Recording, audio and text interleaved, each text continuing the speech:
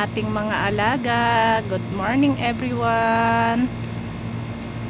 Humid pa naman ang init. Ayan, babaan na kayo.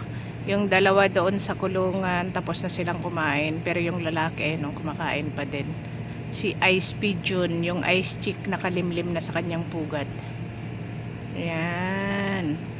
Nawala na talaga yung isang gray cell. Isa na lang yung nandito.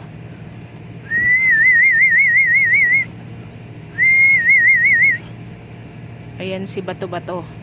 Laging present yan. Kahit isa na lang siya. Minsan tatlo. Ayun pala, may dalawa oh. Ayun yung dalawang Bato-Bato. Tatlo sila. Hindi pa bumababa. Baba, landingan na sila. Baba na kayong dalawang Bato-Bato at nang makakain. Ayun, sinundan niya. Nag-aaway-aaway silang tatlo. Umalis tuloy yung Bato-Bato. Sinundan yung dalawa. Ayun yung dalawa ayaw na kumain. Yun, may parating magkapatid na huli. Oh.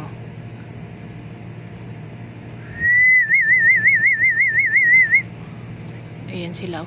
Ayan. Ayan, naghahabulan ng dalawang Bato-Bato oh. Ayun na, umalis na naman. Ala.